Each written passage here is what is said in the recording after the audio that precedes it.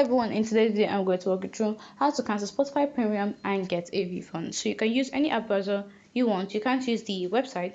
You have to use Chrome or any other web browser. Once you click on that, you search Spotify account. As you can see, I've searched that before. You click on the login section. I've already logged into my account, that's why. So just click on account overview. Normally you're supposed to log in by yourself. So when you do that, you click on account overview. As you can see, I'm not a Spotify Premium. I'm actually using Spotify Free, but it doesn't matter. Just click on Manage Your Subscription.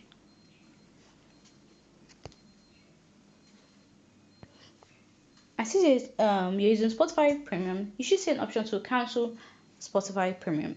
So once you click on that, you confirm. Then your account will be switched to the free version at the end of your billing cycle.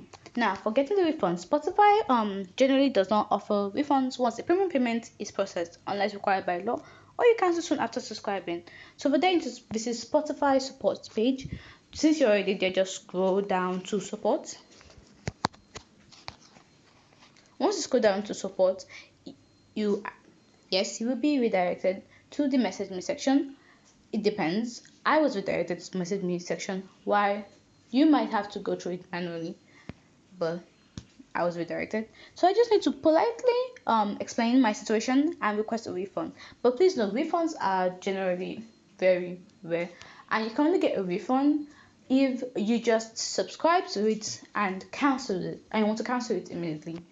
Like you just subscribed today, you want to cancel it today.